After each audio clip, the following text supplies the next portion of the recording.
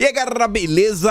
Como é que vocês estão? Meus amigos, a sexta-feira ela nunca decepciona, sempre um dia bem agitado e a principal confusão do dia de ontem pode causar uma repercussão em todo o planeta. Sim, a gente vai falar sobre isso, mas quero abrir o vídeo de hoje comentando de Brasil, trazer várias coisas que estão acontecendo, mostrar algumas coisinhas pra vocês, assim, que eu acho que tem tudo a ver com a mídia, o momento atual e alguns discursos que estavam brotando nas redes sociais, principalmente na direita, no dia de ontem. Quero falar algumas coisinhas com vocês, quero relembrar algumas histórias de 2018, 2019, 2020, enfim, não quero adiantar muita coisa. Aí depois vamos falar sobre redes sociais. E, gente, se aconteceu lá fora, nada pode, assim, como é que a gente pode negar que também não possa ter acontecido no Brasil? E o que é que rolou? Uma série de documentos, mensagens, e-mails foram aí liberados pela turma lá do Elon Musk, né, mostrando como o Twitter agiu em parceria com algumas figuras políticas para meio que abafar algumas histórias que podem ter mudado todo o fluxo aí de diversas movimentações políticas, inclusive a eleição do Biden versus o Trump. E eu quero comentar, mostrar algumas coisinhas para vocês, acho que é um tema extremamente relevante. E depois vamos falar de tudo ligado à carreta furacão. Desde a equipe de transição, confusão aí da PEC do rombo, algumas coisas que envolvem até o Arthur Lira, figura aí que apareceu na capa da revista Veja. Também falar sobre o estado de São Paulo e mais algumas coisinhas, também é polêmica demais. Mas enfim, espero que dê tempo de falar sobre tudo. E vamos começar com a série de notícias e fazer alguns comentários aqui ao final. Então eu circulando aí pelas redes, né? Eu já tinha visto algumas pessoas comentando. E como eu sempre leio a Folha de São Paulo todos os dias, sempre eu vou lá ver o que a Mônica Bergamo tá falando, tá chorando. Eu me deparei com essa notícia aqui, gente. Saiu 11 horas da noite de ontem. Olha o Brasil que vem pintando no horizonte no final de 2022. Mônica Bergamo. Valesca Popozuda representará o funk no Planalto, mas diz que reconhecimento demorou. Reconhecimento demorou. Até então, se for ter aí a posse do Molusco, é o funk. São vários artistas, né, de grande renome, que vocês devem conhecer muito bem. Pablo Vittar, uma turminha aí que... só os melhores dos melhores dos melhores. Olha qual é o indicativo, olha qual é o caminho que estão querendo colocar o Brasil. Em termos de cultura, olha o caminho. E aí você julga, é o melhor caminho? Não é o melhor caminho? Olha o que a imprensa tá batendo palma. Petista quer proibir o uso da bandeira do Brasil em propaganda política. E não é qualquer petista, é um petista que faz parte da carreta furacão. Lá do grupo de transição que já tem quase 1000 pessoas. Membro da equipe de transição do Molusco, o deputado apresentou o projeto para proibir o uso da bandeira em propagandas políticas e eleitorais. É vedado o uso dos símbolos nacionais em propaganda com fins políticos, eleitorais e partidários por organizações partidárias ou não, diz o artigo principal da proposta. Em tese, a medida pode proibir a utilização das bandeiras em atos a favor do presidente Jair Bolsonaro. Também pode impedir que o próprio presidente utilize a bandeira em suas propagandas políticas. Olha a direção que estão tentando colocar o Brasil. Em qualquer país do mundo, você usar a bandeira é motivo de orgulho. Não importa o que, é motivo de orgulho. Orgulho. Desde que você respeite a bandeira, né? Você não tá pisando em cima dela, você tá jogando no chão, você tá tocando fogo. Você respeitar a bandeira. No Brasil quer proibir. Não pode usar em propaganda política. Cara, mas você tá tentando representar que você, enquanto político, você defende as cores da bandeira nacional, a soberania da nação. Não, isso não pode. Isso não pode. A gente tem que adorar um partido. Independente de qual partido, aí tem uns 20 partidos no Brasil, você tem que escolher um para você adorar. Essa bandeira que você tem que hastear lá no alto é a bandeira do seu partido. Não a bandeira da nação, do Brasil. Vamos continuar. Brasil que estão tentando desenhar e enfiar goela abaixo do cidadão brasileiro. Vocês conseguem lembrar quando foi que a imprensa brasileira anunciou um feito do governo Bolsonaro? Vocês conseguem lembrar, ao longo desses 4 anos, quando a imprensa fez questão de avisar previamente que teríamos obras Se a população quisesse saber, se quisesse encontrar o presidente, vocês conseguem lembrar disso? A Folha de São Paulo está aqui falando o seguinte: painel, Lula deve inaugurar trecho de transposição do São Francisco no Ceará e dar troco em Bolsonaro. Quantos e quantos trechos não foram inaugurados por Bolsonaro? Festas gigantes, imensas. Todos nós, principalmente quem acompanha Bolsonaro desde 2016, 2017, a gente está vendo Bolsonaro lotar aeroportos, festas, congressos, eventos, inaugurações desde 2017, 2018. Desde 2017, 2018. Nunca foi mostrado. Nunca passou na imprensa. Nunca foi citado sequer pelo Jornal Nacional. A seca, que é um problema que assola a vida de milhões de brasileiros. É um problema, assim... Cara, eu não sei nem como classificar, porque é uma coisa que é tão absurda, a seca em 2022. Era uma coisa que era para estar resolvida há tantos e tantos anos, né? Mas ainda é uma questão de calamidade pública. E nunca foi divulgado. Nunca. Nunca. A Folha de São Paulo está avisando com antecedência. Olha como as coisas mudam. Aí você vê. Por que o general Heleno não prestou continência a Bolsonaro? É a manchete. O João Henrique N. de Freitas, que é assessor aí de Bolsonaro, fala o seguinte: Heleno escolheu não prestar e limitou-se à posição de respeito, disse o articulista desinformado que baseou sua matéria em achismo. Se ao menos perguntasse o motivo ao próprio ministro, o general Heleno, saberia que o general está com dificuldade de articulação do ombro. Apenas isso. Heleno é o senhor de idade, está com problema no ombro. Simples assim. Simples assim. Uma matéria na imprensa. Eu sei que já estão acostumados. Eu quero chegar em algum lugar, por isso que estou dando isso tudo. Olha mais uma notícia que a gente agora tem que lidar.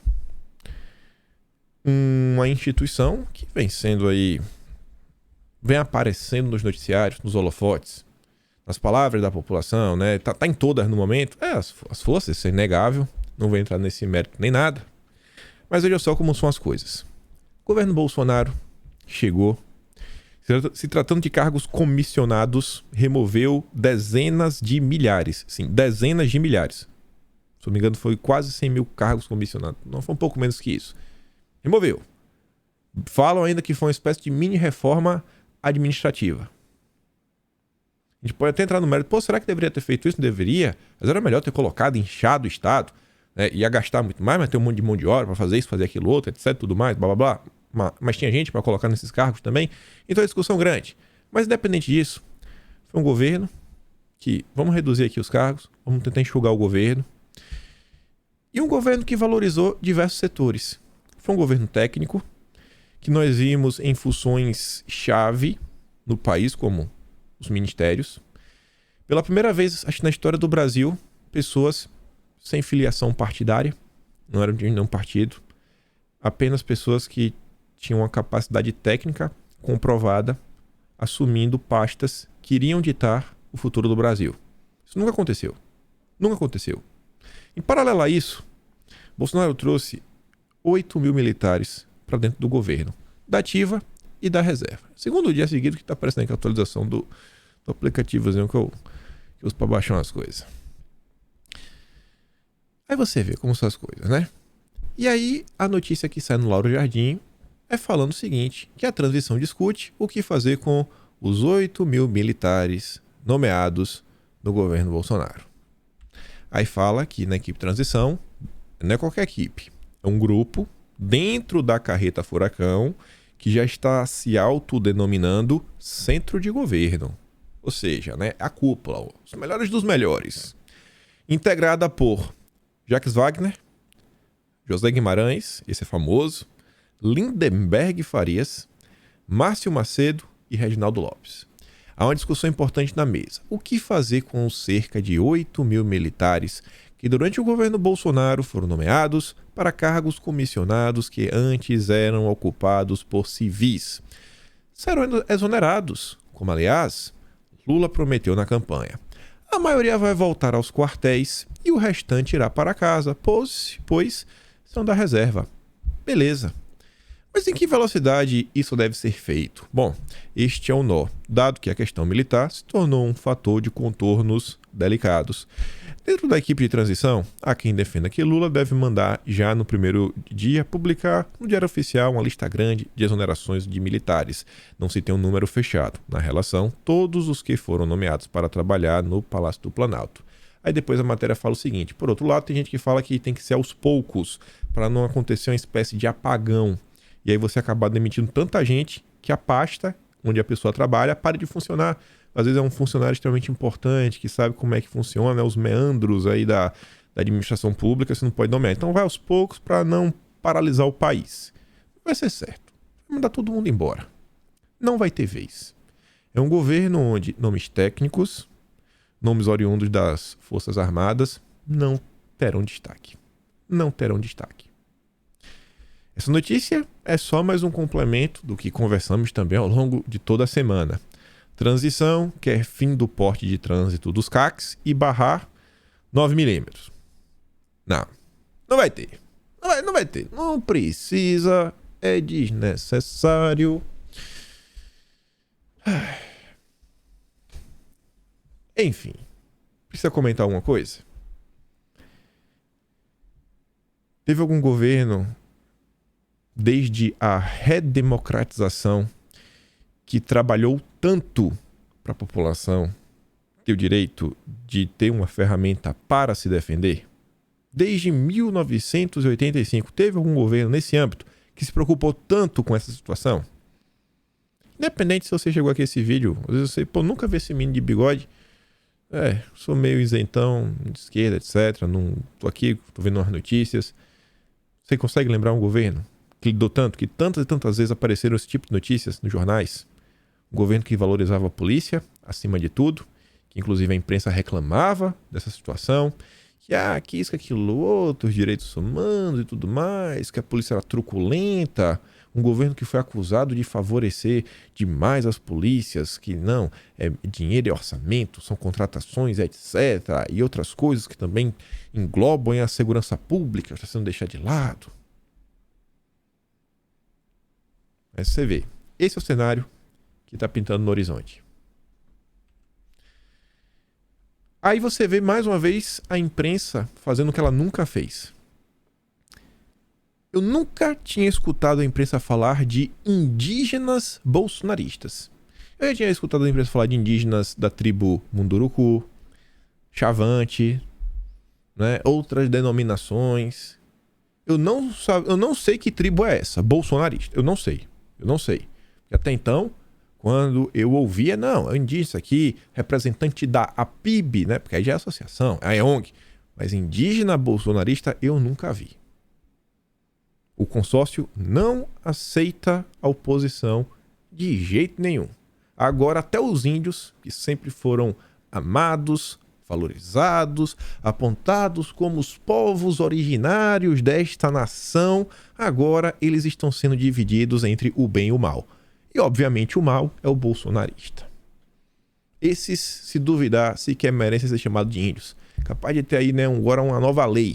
Se você é índio bolsonarista, você vai perder esse status legal, agora você vai virar brasileiro. Mas um brasileiro de, sei, né, segunda classe, terceira classe. Mas a matéria aqui é do consórcio. Levam um ato antidemocrático para o aeroporto de Brasília e ocupam o embarque. Não sou a favor de nenhum ato que cause problema na vida das pessoas, atrapalhe o IV, etc. O que chama a minha atenção é o índio bolsonarista. Uma notícia aqui que eu acho que é positiva, mas também a gente relembra aí sobre algumas situações. A PGR se posiciona contra a multa e apreensão de bens de manifestantes de atos antidemocráticos. Aqui foi a Lindora. Ela acha que é desnecessário. Você, sabe, bloquear bem, aprendeu bem, bloquear, não, você não precisa. Isso aqui foi na questão de Mato Grosso. Falou, a polícia conseguiu resolver a situação, conseguiu liberar a pista. Não tá tendo uma revolução em Mato Grosso do Sul, no Mato Grosso. Não tem necessidade disso. Tá tudo resolvido. O agora tá só reclamando lá, tá insatisfeito. Eu não vejo uma necessidade de uma medida mais dura perante a população. Uma decisão aqui da PGR. Tenta lembrar aí de tudo que envolveu a PGR desde 2019, a indicação do Aras. O que o povo falou, deixou de falar, a Lindora também, que isso, que aquilo outro, tititi. Inclusive, todo o choro da turma da esquerda. O Aras está blindando o Bolsonaro, não quer fazer isso, aquilo outro. Não tem PGR. Tem um senador que falava que ele estava fazendo o papel da PGR. Já que o Aras não faz, ele faz. Leonardo Sakamoto, do UOL, um cara aí que sempre defendeu as bandeiras do PT, disse que o TCU aumenta risco de prisão de Bolsonaro por usar auxílio na compra de voto. Como assim, rapaz? Como assim comprar o voto com auxílio? Como assim? Se o auxílio é tão absurdo, por que querem manter? Se o auxílio é tão absurdo, por que querem manter? Se o auxílio é tão absurdo, por que não bloquearam o auxílio? Sei lá, entraram com a medida de inconstitucionalidade. Uma ação direta de inconstitucionalidade na Suprema Corte questionando, falando, cara, isso aqui não pode, de jeito nenhum. Esperar agora, passar a eleição. Aí o pessoal fala, vamos prender Bolsonaro. Qual a lógica? Qual a lógica? Ainda mais da turma da esquerda que falava, tem 33 milhões de brasileiros em insegurança alimentar. Estão passando fome. Tá, estão passando fome? Então vamos dar um dinheiro para essas pessoas poder se alimentar. Vamos dar aqui R$600. Não, não pode. É medida eleitoral. Vamos te prender. Vamos te prender, Bolsonaro. Você não pode fazer com que as pessoas famintas comam. Não, não pode. Consórcio. Esse é o cenário. Olha tudo que tá rolando no Brasil. Eu tô dizendo que essa notícia aqui faz o teu estômago embrulhar. Todas essas notícias. Isso não é à toa. Tô fazendo uma construção. A gente vai chegar em algum lugar. Aí o Janones, após essa matéria, ele faz uma postagem falando que 3,5 milhões de votos comprados com dinheiro público através do Auxílio Brasil. Eu queria realmente saber como foi que como a matemática chegou nesse valor, nesse número, né? 3,5 milhões. Apadrinhados de prefeitos do interior, famílias abastadas, dirigentes do PL país afora, entre outros, tá chegando a hora do bandido de 10 dedos matar a saudade da cadeia. Tic-tac, tic-tac, tic-tac. Coragem, né? O João é muito corajoso na internet. E aqui temos o Jair. Aqui é uma foto dele que ele postou ontem no Twitter mais uma vez. É uma foto normal, bacana. Essa daqui eu não vi o pessoal pensando muita coisa. Aqui você postou lá. Sabe, tentar manter nem que seja um aceno pra turma. E eu acho que essa foto representa muita coisa, né? O amor que o Jair tem pelas pessoas, abraçando, sempre numa boa. Eu acho que vocês nunca viram o Jair em aqueles vídeos, aqueles recortes, sei lá, comendo um pastel e fazendo cara de nojo, sabe? Abraçando alguém assim, sem não tem muito jeito. Você vê que sempre foi um cara comum.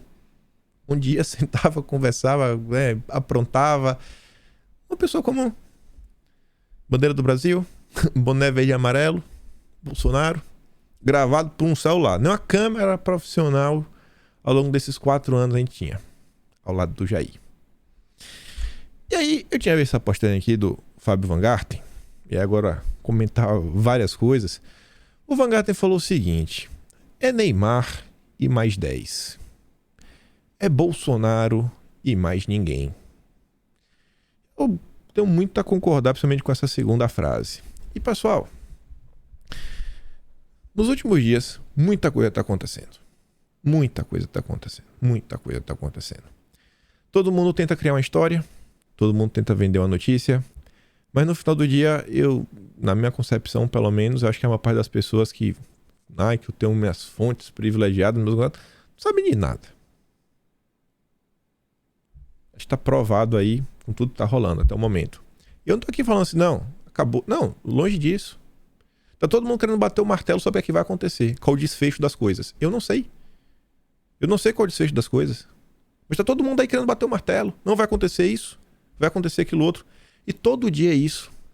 Só que no dia de ontem em especial, começam a surgir pelas redes sociais, sabe, uma quantidade imensa de pessoas que já começam a ficar insatisfeitos com uma coisa, outra coisa, outra, e agora começam a colocar a culpa, até assim, de... Ninguém sabe o que vai acontecer, mas já estão culpando o Bolsonaro. Vocês estão culpando o Bolsonaro pelo quê? Assim, eu tô entendendo. O que é que as pessoas estão culpando o Bolsonaro pelo quê? Ah, porque tem que fazer alguma coisa. Tá. De coração, vocês estão aqui, a maior parte de vocês eu sei que me acompanha de forma bem frequente. Vocês acham que Bolsonaro, ele tá sei lá, assistindo TV em casa? Vocês acham que o Bolsonaro tá assistindo TV em casa? Ontem eu vi uma pessoa que agora é direita. Agora é os bastiões do bolsonarismo. Colocando uma mensagem de um determinado período aí, desses últimos anos, né? Tem alguns anos essa mensagem que fala, isso aqui, ó, olha só, apontei, não vou falar pra ninguém descobrir qual era a mensagem. Pior que quem for mais esperto descobre. Fala assim, não, tá vendo? Era pra gente ter feito isso daqui. Ele colocou um print antigo lá, era pra gente ter feito isso daqui. Aí falava que tinha que combater a esquerda e tudo mais, papapá, tititi. Aí eu falei, mas rapaz, nessa época aqui, esse cidadão que tá querendo falar o que era pra gente ter feito, esse cidadão, nessa época, ele acusava a direita de ter um gabinete do ódio. Hoje ele é da direita. Mas na época ele acusava a direita de ter um gabinete do ódio. Ele acusava fulano, ciclano e beltrano de estar articulando uma máquina, sabe, virulenta de linchamento virtual. E agora esse caso, não, era pra gente ter feito isso, mas tu tava na oposição. Tu começa a mudar de lado, né, voltar meio pra direita, lá em meados de final de 2020... Aí quer falar o que era pra ter feito no passado. Quanta hipocrisia. Quanta hipocrisia. É assim, é hipocrisia demais. E aí começam a surgir inúmeras teorias do que o Jair deveria ter feito isso, aquilo outro, tudo mais, tititi, ttt. Assim, pessoal, independente de qualquer desfecho,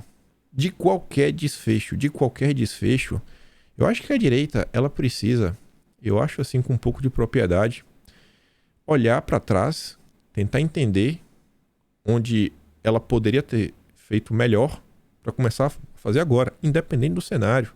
Independente do cenário mesmo. Bolsonaro foi eleito. Aí você vê. Bolsonaro desde o princípio... Não, nesse momento, para ele é o seguinte, eu trouxe essas duas notícias para você ficar insatisfeito. Nesse momento que você tá puto da vida, você tá indignado com tudo que tá acontecendo nesse país, você fala assim, cara, como é que eu não vou ter Bolsonaro lá de novo? Aí imagina toda essa satisfação. Aí eu vou dar algum exemplo. Você lembra quando o Bolsonaro, depois de muita insistência e cabeçudice, por gostar demais da população, tentar sabe, alcançar as expectativas que colocaram nele, ele abriu espaço, ele assinou e falou, não, cara, eu não vou abrir espaço pro meu governo, eu vou fazer tudo do jeito que eu falei. Eu vou tentar de verdade entregar o que a população me pediu durante as eleições. Não vou entregar nenhum ministério, não vou fazer nada, só ministério técnico, isso, aquilo, outro. E fez.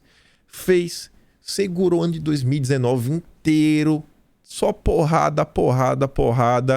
Podia ter sido muito mais fácil se ele tivesse uma governabilidade na Câmara, uma governabilidade no Senado. E podia, não. Ele segurou, sustentou. Muito se falou ao longo de 4 anos.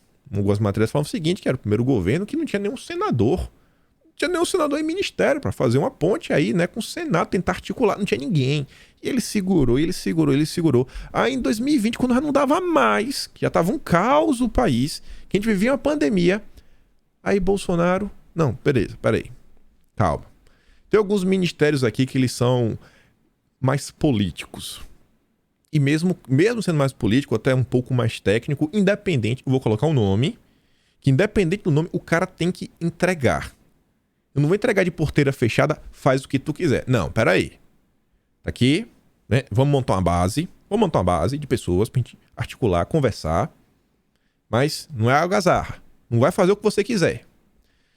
Se lembra da quantidade de crítica que Bolsonaro tomou? Se lembra da quantidade de crítica? Se lembra que quem falava, gente, Bolsonaro precisa de 308 deputados para aprovar uma PEC. Você está passando pano. Aí esse cara que apontava o dedo lá atrás, agora tá desesperado com a possível volta da esquerda. Agora tá desesperado. E aí, bicho? Valeu a pena ter feito toda aquela gritaria super conservador? Eu faço a coisa. E aí agora? Dá até saudade, né, da turma do Centrão, diante desse cenário, você fala, cara, até melhor.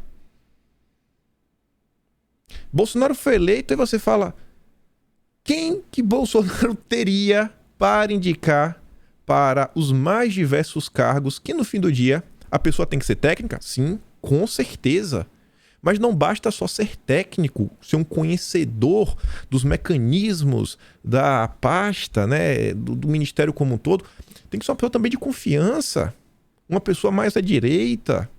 A direita no Brasil, ela desapareceu na década de... sei lá, ela desapareceu no Brasil, mas nos anos 70. Nos anos 80 não tinha mais nada. Tinha Bolsonaro. O cara chega e tem gente para colocar em todos os locais. E não pode ser qualquer pessoa, tem que ter um conhecimento mais técnico, tem que ter um trânsito político, tem que entender um pouco de máquina pública. Olha a dificuldade. Aos trancos e barrancos, o Bolsonaro foi colocando alguns nomes, foi achando.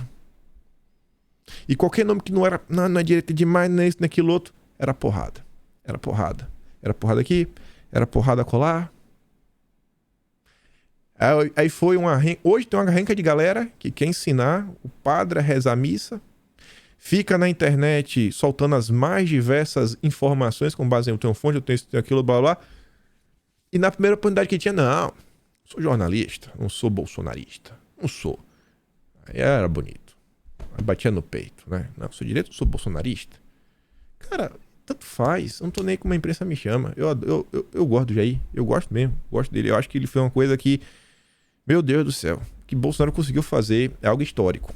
Ele conseguiu realmente mover céus e terras num país totalmente amarrado, sem grandes nomes, sem força. Muito se fala, por exemplo, os militares durante o regime militar não fizeram nada para combater a esquerda em âmbito cultural. Eu odeio essa explicação, porque assim, onde é que estava a população? Onde é que estava a população? Onde é que estava meu avô? Onde é que estavam os nossos antepassados, etc., aí que eram professores de universidade? Porque eles não... Assim, hoje eu tenho certeza que todos nós tentamos nos engajar numa coisinha aqui, numa coisinha colar. Gente que até naquela época estava lá, mas hoje deve se arrepender e falar, pô, cara, hoje eu sou professor aposentado, lamento de não ter tentado aprender um pouco mais sobre política, de tentar fazer uma coisinha aqui, de tentar fazer uma coisinha colar. E agora tá aí. Aí a culpa era de quem? Não, dos militares. O Brasil, independente, gente, de qualquer desfecho que pinte, as coisas, elas não acontecem do nada, no estalar de dedos, sabe? No piscar de olhos. É toda uma construção. Bolsonaro não tinha, até hoje não tem. É o que o Vanguard tá falando, não é mais ninguém. Cadê a militância realmente de Bolsonaro organizada? Nunca teve nada. A gente comentou esses dias como... mostrando para vocês no passado, né, como a rede social é importante. Os grandes eventos no Brasil promoveram mudanças, todos eles saem ali na articulaçãozinha entre partidos e entidades da sociedade civil, no caso ONGs ou sindicatos. Você nunca teve nada, nenhum CNPJ apoiando ele. Foi sozinho na cara e na coragem e as tia do Zap maluca na rua. Foi o que aconteceu a vida toda, desde a eleição até agora. E aí fica aí uma turma querendo queimar o cara, mas que isso que ele deixou de fazer, que tinha que ter feito, tudo mais, blá blá blá. Ninguém sabe qual é o desfecho. E independente do desfecho, assim, a ingratidão que eu já vi de algumas pessoas com o Bolsonaro, eu falo, cara, meu Deus do céu, como é que vocês podem ser dessa forma? Se existe uma direita, suas misérias, é só por causa de Bolsonaro. A política, ela é muito importante no âmbito da ideia, mas as pessoas não se importam muito com a ideia se você não consegue pegar essas ideias e personificar numa pessoa. Eu aprendi isso já tem muito tempo. Há muito tempo, a empresa também sabe disso. Quando tem algum assunto que eles querem emplacar, eles tentam pegar aquele assunto e transformar numa pessoa. Porque nenhum assunto anda sozinho por aí. Você não vê a corrupção passeando, você não vê a pauta anticorrupção passeando, você não vê o SG andando por aí. Tem que ter alguma pessoa para personificar isso daí. E Bolsonaro consegue personificar diversas pautas que o brasileiro fala, pô, cara, é isso aí, né? Pô, eu defendo isso daí também, viu? Eu defendo que o brasileiro tem que ter o direito de tem uma ferramenta para se defender. Pô, eu entendo aí e acho que a família realmente deve cuidar da educação do filho. Pô, eu entendo que é importante a gente investir em saneamento básico, em educação, em energia. Pô, eu entendo que é muito importante também a gente se preocupar com questões do agronegócio. Comida é importante demais. Pô, vamos baixar imposto aí. E a população começa a acompanhar a política. Assim, a revolução que esse cara faz... Eu tenho certeza que 80% de quem tá aqui hoje jamais estaria aqui se não fosse por causa de Bolsonaro. Não é porque ele recomendou esse canal, não. É porque as pessoas começaram a acompanhar a política como um todo por causa desse cidadão. Por causa desse cidadão. Desde 2018 pra cá, 2019, assim, a quantidade de caos, inclusive que diversas pessoas criaram e jogam no colo de Bolsonaro pra resolver. Você vê que os ministérios que mais fizeram entregas e entregas que Bolsonaro usou ao longo da campanha, na maior parte do tempo, foram quais? Os ministérios onde a turma trabalhava calada. Calada. Se falou tanto aí da transposição do São Francisco. Qual foi a lacrada que vocês viram aí? A turma do Ministério de Desenvolvimento Regional, Ministério da Infraestrutura. Qual foi a lacrada, a mitada que vocês viram? Mas o que é que a direita sempre apoia? Sempre bate palma. E até hoje, é o principal assunto. É aquela coisa. É a Amanda Klein passando vergonha. Não, eu fiz isso. A galera gosta da treta. Gosta da treta. É interessante.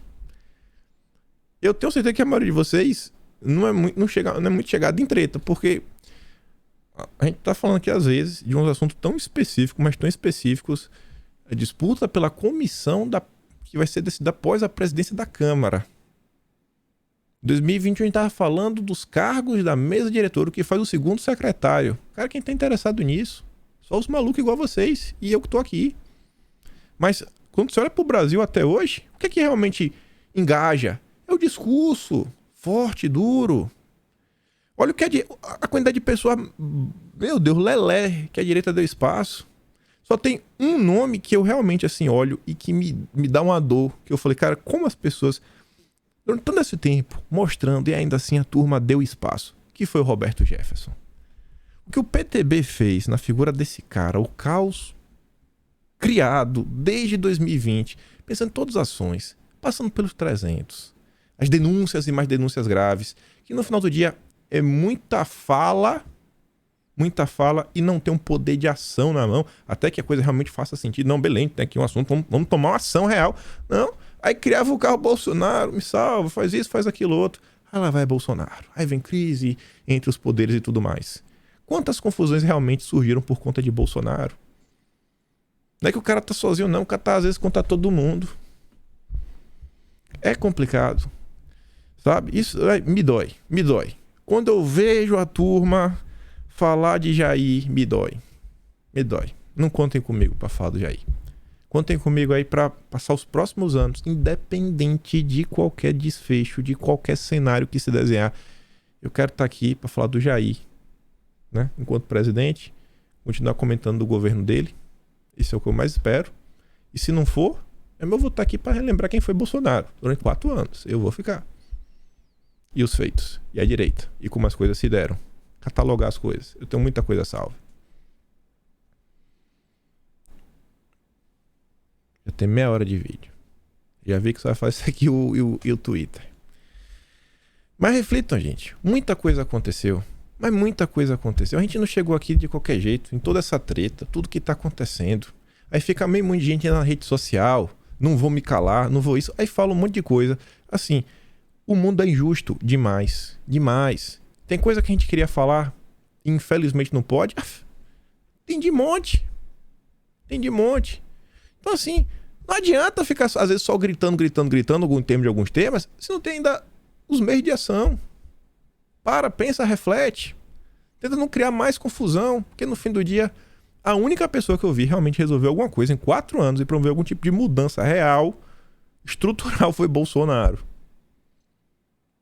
Mas já tem gente querendo jogar ele na lata do lixo.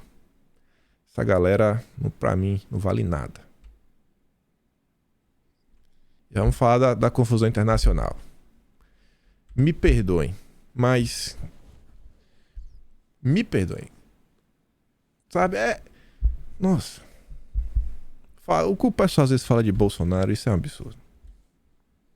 Me tira do sério, de coração. Tem algumas coisas que me tiram demais do sério e essa é uma dessas. Tá louco. Nossa.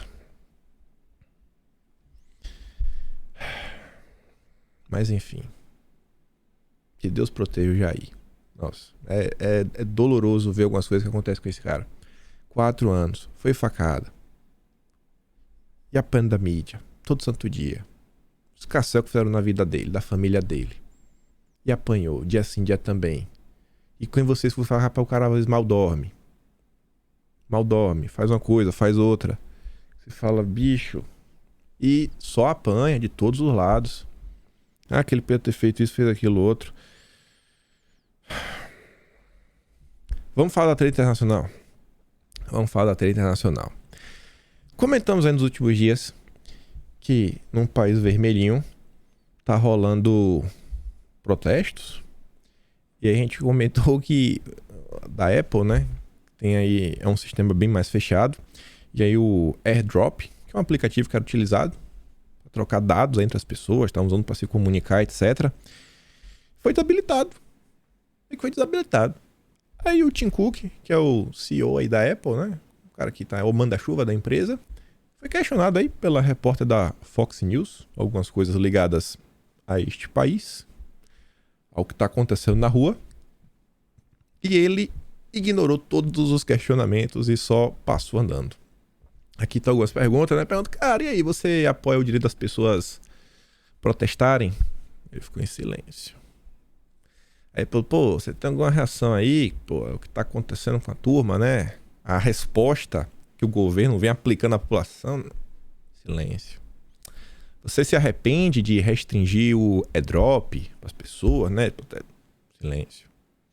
Você acha que é problemático fazer negócios com o Partido Comunista, né? Se eles suprimirem direitos humanos? Silêncio também. As Big Techs estão demais. E aí que ontem o Elon Musk resolve jogar caca no ventilador. E pessoal, o negócio é feio. E só tá começando. Ontem foi a parte 1. Tem promessa que hoje tem mais. É o seguinte, ele tinha avisado o seguinte, o que realmente aconteceu na história do computador do FI do BD, vamos falar assim.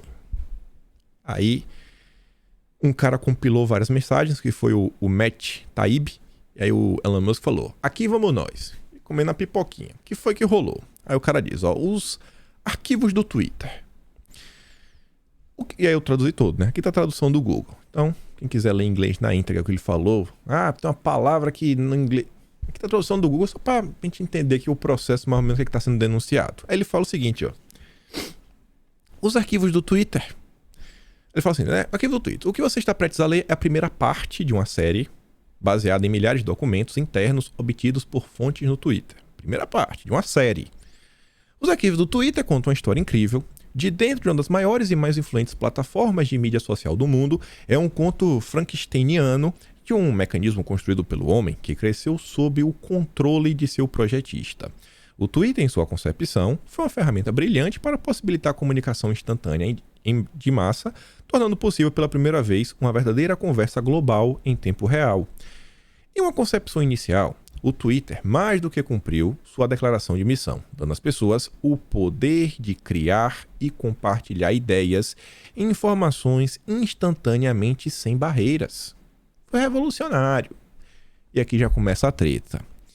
Com o passar do tempo, no entanto, a empresa foi lentamente forçada a acionar essas barreiras, né? Controle aqui, controle lá, tirar uma postagem, não, esse tipo de discurso não presta, e coisa que realmente no início fazia sentido e era necessário. Algumas das primeiras ferramentas para controlar a fala foram projetadas para combater spam, né? Sair publicando um monte de besteira, e fraudadores financeiros. Imagina um monte de pessoa falando, não, tá, a empresa vai valorizar, um monte de gente falando blá blá, aí gera aquela falsa sensação no mercado que a coisa vai dar bom e é só mentira. É o cara tentando manipular a bolsa de valores. Só que, lentamente, com o tempo, a equipe e os executivos do Twitter começaram a encontrar mais e mais usos para essas ferramentas de controle. E não eram usos muito republicanos. Pessoas de fora começaram a pedir à empresa que manipulasse a fala também, primeiro um pouco, e aí depois com mais frequência e depois constantemente. Em 2020, os pedidos de atores conectados para excluir tweets eram rotineiros. Um executivo escrevia para o outro. A equipe do BD mandou mais esses para revisar. A resposta? Tratado. Já dei conta de tudo. E aqui tem algumas postagens, ó. Essa postagem aqui desse Jared, Let, JS, JX, blá blá. Ó, quer dar uma olhada aí, viu? Dá uma olhada aí, ó. Passei a Tá resolvido. Tá resolvido, irmão. Já dei conta. Tá resolvido. Imagina. Sobre esse post em específico, o Elon Musk fez questão de comentar. Ele diz, ó, tratado. Se isso não é violação da primeira emenda da Constituição, o que é? Aí o cara diz, ó, é 100%. Aí, segundo o cara, seria um conluio do governo com as Big Techs para violar a primeira emenda. Aí o Elon Musk fala, pô, o Twitter agindo sozinho para suprimir a liberdade de expressão não é a violação da primeira emenda, mas agir sob ordens do governo para suprimir a liberdade de expressão sem revisão judicial, isso é. Isso é. Aí vem. Celebridades e desconhecidos podem ser removidos ou revistos a pedido de um partido político. Aí tá lá, ó. Peguei esse daqui, tá, né? Uma questão aqui de segurança, né? Tem um perfil aqui grande, segundo. Esse segundo aqui é um perfil grande. É o perfil do James Wood, ator famoso aí de Hollywood. James Wood. Aqui é um perfil aleatório. Ela mandando, ó, tá enchendo o saco. Esse post aí tá ruim. Aí o médico continua falando o seguinte, que ambos os partidos tiveram acesso a essas ferramentas. Ambos os partidos. Democratas, assim, era para todo mundo. Por exemplo, em 2020, os pedidos da Casa Branca de Trump e da campanha do BD foram recebidos e atendidos. O cara falou, pô, isso aqui tá complicado, isso aqui também. Mas, entretanto, todavia, no entanto, esse sistema não era equilibrado. Foi baseado em contatinhos. Quem tinha mais contatinhos dentro da plataforma? Como o Twitter era e é predominantemente composto por pessoas de uma orientação política, havia mais canais, mais maneiras de reclamar abertos à esquerda, no caso os democratas, do que à direita. Aí você vê, em 2022, os funcionários do Twitter doaram no total $185 mil, sendo que 165 mil foi para os democratas, né? E só 451 para os republicanos. 99% das doações foi para os democratas. Em 2020, quase 1 milhão, sendo que 909 para democratas, 14 mil por republicanos. E um outro tanto para o tipo de deputado, independentes. 2018, extremamente similar. 295, 11 mil. Falando aqui de 3%, só vai diminuindo. Era 3%, 1,5%, 0,27%. Turma da direita não tinha muito espaço na rede social. Aí o Matt fala, a inclinação resultante nas decisões de moderação de conteúdo é visível nos documentos que você está prestes a ver. No entanto, é também a avaliação de vários executivos atuais e antigos de alto nível. Ok, houve mais pigarro sobre o processo, mas dane-se, vamos começar. Os arquivos do Twitter, parte 1, como e por que o Twitter bloqueou a história do notebook do filho do homem. Em 14 de outubro de 2020, o New York Post publicou, né, uma matéria. Os e-mails secretos do cara lá. Uma exposição baseada no conteúdo do notebook. O Twitter tomou medidas extraordinárias para suprimir a história, removendo links, postando avisos de que pode ser inseguro. Eles até bloquearam sua transmissão por mensagem direta, ferramenta até então reservada para casos extremos, como divulgação de conteúdo, meu Deus, pessoas sem roupa, menor de idade, coisa assim absurda. A DM, você chegar na conversa privada, não é no público, na DM, se não conseguir mandar um link, aquele link está proibido de circular. Imagina, uma história de interesse nacional que poderia ter repercussão no pleito, você não poderia nem enviar por mensagem. A rede social que mais influencia o debate político, você não podia mandar. A porta-voz da Casa Branca, a Kayleigh McEnany teve sua conta bloqueada por tuitar sobre a história, o que levou a uma carta furiosa do funcionário da campanha do Trump, o Mike Hahn, que fervia: pelo menos finja que se importa com os próximos 20 dias. E a carta do cara é a seguinte, ó, ele mandou lá pra turminha: a Kayleigh teve sua conta bloqueada simplesmente por falar sobre a história do New York Post. Tudo que ela falou foi citar a história, né, em primeira mão, que estava sendo reportada pelo site e por outros veículos, né, contra a campanha lá do cara. Eu preciso de uma resposta imediatamente sobre quando ou como ela vai ser desbloqueada. Eu também não aprecio o fato que ninguém nesse time aqui, né, me ligou para saber da notícia, né, e de censura vocês aí sobre os novos artigos. Como eu falei, tenta pelo menos fingir que vocês se importam pelos próximos 20 dias. Tenta, finge que é imparcial. Isso levou a executiva de política pública, a Caroline Strong, a enviar adequadamente uma pergunta sobre a confusão citada. Vários funcionários notaram que havia tensão entre as equipes de comunicação e política, que tinham pouco ou menos controle sobre a moderação, e as equipes de segurança e confiança. Ela falar: galera, e aí? Alguém pode dar um bizu aqui nessa história? O que tá rolando aqui, né? Recebi esse e-mail desaforado. Alguém pode dar uma olhada? Obrigado. A nota de Strong respondeu que a história do notebook havia sido removida por violação da política de materiais hackeados da empresa. Aí tá lá a explicação. Não, que tá política de coisa assim hackeada, etc. Aí não pode. Aí a gente derrubou a conta. Embora várias fontes se lembrem de ter ouvido sobre um aviso geral da Polícia Federal naquele verão sobre possíveis hacks estrangeiros, não há nenhuma evidência que eu tenha visto de qualquer envolvimento do governo na história do notebook. Na verdade, pode ter sido esse o problema. A decisão foi tomada nos níveis mais altos da empresa, mas sem o conhecimento do CEO, que era o Jack na época, né? Era sem a decisão dele, mas com a decisão do ex-chefe jurídico, político e de confiança, a Vijaya Gadde, desempenhando um papel fundamental. Eles apenas fizeram freelance. É como esse funcionário caracterizou a decisão. Hackear era a desculpa, mas em poucas horas praticamente todo mundo percebeu que isso não ia funcionar, mas ninguém teve coragem de reverter isso. Você pode ver a confusão na longa conversa a seguir, que acaba incluindo o Gadde e o ex-chefe de confiança e segurança, o Yoel. O oficial de comunicação Trenton Kennedy escreveu: estou lutando para entender a base da política para marcar isso como inseguro. Os caras não estavam entendendo assim, cara, com base em quê? Os caras internos, lá do Twitter, com base em que a gente está censurando isso daqui? Eu não sei nem como justificar com base em que a gente tá bloqueando essa história de avançar. Me explica. E contas no Brasil também caíram nesse momento. A essa altura, todo mundo sabia que a confusão estava feita, disse um ex-funcionário. Mas a resposta foi essencialmente errar do lado de lá. Continua errando. Aí tá ali a conversa da galera. O ex-vice-presidente de comunicações globais, Brandon, pergunta: podemos afirmar com sinceridade que isso faz parte da política? Essa remoção, essa censura, dá pra bater uma matéria e falar: não, isso aqui realmente foi justo, tá lá nas políticas, nas nossas regras. Quem que tomou essa medida descaradinha? Obviamente que não estava. Ao que o ex-conselheiro-geral, o Jim Baker, novamente parece aconselhar a suspensão do curso porque a cautela é necessária. Aí o cara volta: não, olha só, a gente tem que ter cautela com esse material, acho que foi hackeado, vamos manter aqui a censura por hora. A gente precisa aqui de mais materiais para saber como é que foi hackeado, né?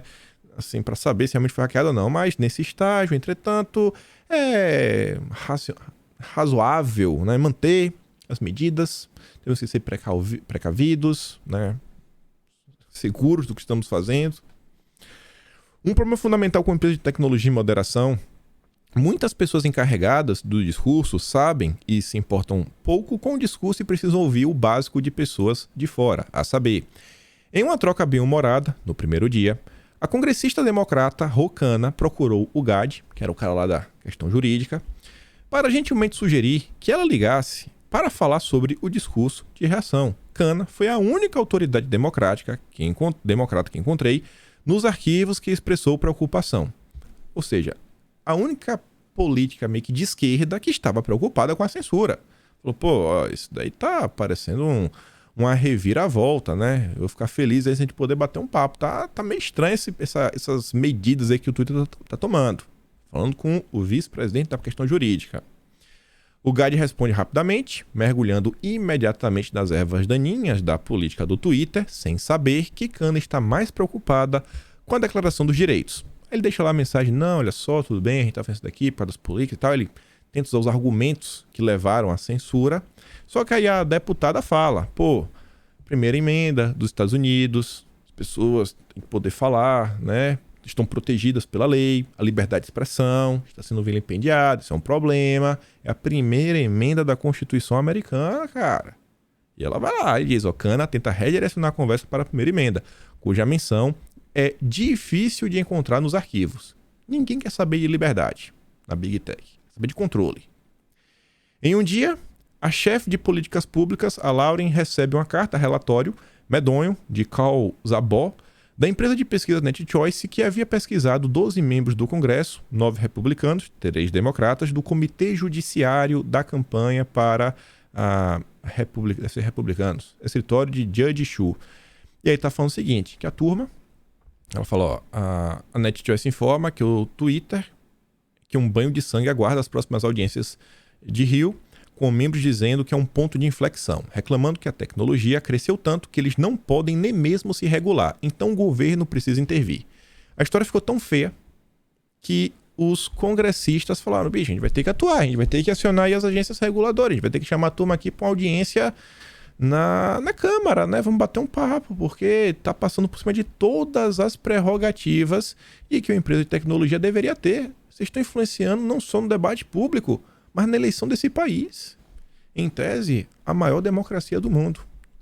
Faltou 35 lá em cima. Aí já pulou 36, faltou 35. Era só um complemento aqui do chat.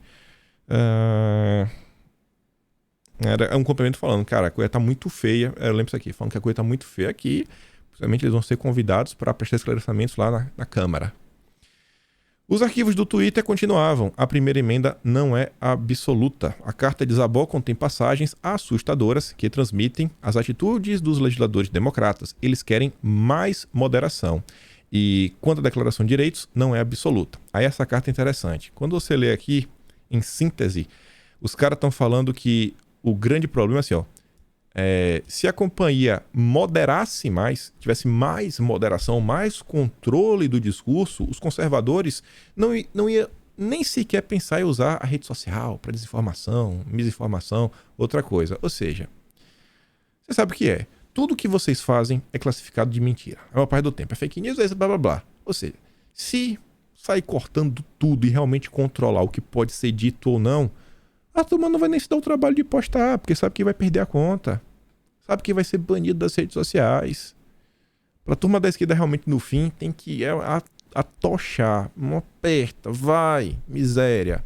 Vamos proibir tudo. Aí as coisas resolvem. E aí não tá nem pra primeira emenda. E aí o cara termina falando, né, que já foram 96 horas, só nesse primeiro pedaço, nesse pequeno resumo, e fala que tem muito por vir, incluindo respostas a perguntas sobre questões como shadow ban, boosting, que é você impulsionar conteúdo, contagem de seguidores, destino de várias contas individuais e muito mais. Essas questões não se limitam à direita política. E vem muita coisa aí. Isso foi um episódio e nos Estados Unidos. Aqui no Brasil, onde um simples selo de verificação... Vocês lembram quando a Bárbara conseguiu o selo de verificação? Que saiu matéria na imprensa falando sobre isso? O que é que o Twitter no Brasil já não ajudou a impulsionar, a cair? Eu sempre falava isso daqui, cara, eu acho tão engraçado as notícias que eles escolhem para colocar ali do lado, para colocar no debate público, etc. Olha a quantidade de coisas. E hoje se fala no Brasil sobre regulamentação das redes sociais, etc. Isso é assunto para regulamentação. A falta de transparência, a tendência que algumas redes sociais possuem. O que a turma no Brasil quer decidir sobre regulamentação é controle. Não é isso daqui. Não é garantir a isonomia, a imparcialidade. É outra coisa. Tem assuntos que são importantes quando você fala sobre regulamentação. Esse é um deles. Esse é um deles. Vem a parte 2. O Elon Musk também falou isso aqui. Ele responde o carinha. O Shibetoshi comenta sobre o caso de ontem Minha opinião é que os políticos provavelmente não deveriam exigir que as empresas excluam postagens que não são ilegais, mas têm conteúdo inconveniente para seus objetivos eleitorais. Mas, o que eu sei, sou apenas um cachorro de desenho animado com óculos. E o Elon Musk disse, exatamente, mas é isso aí mesmo, não é para ficar pagando postagem, não só porque politicamente isso me atrapalha. Não, não é para pagar não. E ele diz, sintonize amanhã para o segundo episódio. Quantos episódios vai ter? Será que o Elinho vai copiar o Verdivaldo? Vai ser uma série, como foi a Vaza Jato? O Verdivaldo ontem fez uma live no Rumble, mas tá todo em inglês. Ele comenta sobre diversas coisas disso daí. Tá sentando a bolacha. O Verdivaldo nos Estados Unidos é direita bolsonarista, basicamente. No Brasil é pessoal. Vai entender. O Verdivaldo é um caso sério. E só para pegar aqui o bonde e fechar esse assunto, a esquerda tentou impulsionar uma nova rede social que ia fazer, que ia acontecer, que o Twitter ia acabar. Aí tava lá, olha o cu. Aqui é o Google Trends. O interesse do cu no Brasil. Teve uma máxima ali em novembro, acabou. Ninguém mais fala. Foi um sonho de um final de semana de primavera. E acabou. Zé Fini. Cara, não vai. Não vai. Twitter segue sendo a rede social que o bicho vai pegar. E tudo indica que agora, sem as limitações que a turminha aplicou na direita por tanto tempo. Falar rapidinho aqui sobre a carreira da Furacão. Rapidinho. Até bater 59 minutos. Até onde der. Gabinete de transição já se aproxima de 1000 nomes. 1000 nomes. Imagina toda a turma lá da crítica construtiva que ficava chorando por qualquer coisa. Olha aí agora. Não era melhor tentar entender como a política funciona? 49 deputados no Senado, 308 deputados no Senado, 49 senadores no Senado, 308 deputados na Câmara para conseguir avançar com a PEC. Como é que realmente se escolhe o presidente da Câmara, etc. Que não é o Bolsonaro que escolheu. Bolsonaro escolheu o Lira. Mentira. Maluco. É uma decisão interna dos deputados. Quem faz 257 leva. No Senado é 41. Olha agora. Olha aí 1000. Desses 1000, quase 1000, tu consegue apontar, não, esse aqui eu gosto. Esse é bom. Essa daí, picanheira, diz, Simone Tebet falou, aprontou, não vou apoiar o Lula, isso, aquilo, outro. Chegou na campanha, foi pros braços da esquerda. Agora tá lá, petismo, agora puxa tapete que havia estendido para Simone Tebet. Ninguém mais sabe o que é Simone Tebet. E se não ganhar ministério, desaparece. Se não ganhar ministério, desaparece. Ninguém sabe nem quem é. Quem é? Lula confirma que Gleisi não será ministra no seu governo. Não tem espaço pra ninguém, né? Não tem espaço pra ninguém. E também tá preocupado com os rumos que o próprio PT vai ter. Olha a desconfiança do cara. O cara não confia nem no próprio partido. Quem pode vir a ser o próximo presidente do PT? Mercadante encarna o tiozão machista do grupo de transição. Vai entender também. Eles falaram, né, que o amor venceu, agora vai, agora acabou o machismo de Bolsonaro. Isso aqui eu quero comentar com mais calma, porque essa do Lira tem algumas coisinhas a mais. Eu vou falar isso aqui, ó. Cadê? Tem aqui que eu acho que é interessante. Essa aqui também envolve a PEC do rombo. Falar só sobre um aqui. Pronto. Não, esse aqui eu comento depois, porque eu quero conectar a PEC do rombo. Só isso aqui que chamou minha atenção. Olha como são as coisas. Desenhando um cenário onde o Brasil vai para o abismo. Esse é o cenário. PT apresenta a Lula lista de ministérios dos quais não abre mão e entra em choque com aliados. Aí fala o seguinte. Em um encontro ontem com o Dilma, a bancada do PT mandou uma lista dos ministérios que não deseja abrir mão no futuro governo. As pastas apontadas como fundamentais para serem comandadas pelo PT: Fazenda, Casa Civil, Articulação Política, Desenvolvimento Social, que cuida do Bolsa Família, Saúde e Educação. Pensa aí. Só Basta com orçamento pequeno. Só orçamento pequenininho. Pequenininho. Pequenininho. Segundo integrante da cúpula, a sigla organizou os ministérios em 3 categorias. Os da cota pessoal do Dilma, articulação política, fazenda, ele quer tomar conta da economia e casa civil. Esses 3 é meio que esperado. Agora tem um ali, ó, a justiça. A justiça é da cota pessoal do Dilma. Imagina o que ele está planejando para melhorar a justiça brasileira. A cota pessoal, que é o dele. Os órgãos de Estado, Itamaraty, Controladoria Geral da União e Advocacia Geral da União, e os demais. Esses aí podem ser distribuídos entre os partidos aliados. Agora, o da justiça é da cota pessoal. Isso ninguém bole, é meu. Isso aqui depois eu comento também, junto com algumas mais, que é a esquerda republicanos, e falar de São Paulo. Mas aqui estavam os links de algumas matérias que estão no vídeo de hoje, não falei da maioria, mas ficamos por aqui. Acho que eu tinha que falar algumas coisas. Eu acho que a história do Twitter é bem interessante, vale a pena ficar de olho, porque se aconteceu lá fora, aconteceu no Brasil também alguma coisa, né? Pelo amor de Deus. Assim, o impacto político eu não sei, mas que no Brasil devia ter alguma mutreta, mas isso é certo. Isso é certo. Fico por aqui. Se gosta do meu trabalho, passa também no canal. Tem um botão de valeu, tem um peito na descrição. Mas lembra de compartilhar esse vídeo. E eu espero de coração poder te ver amanhã. Ontem teve notícia de quinta, tá bem engraçado. Até falei um aviso lá de uns comentários que estávamos recebendo.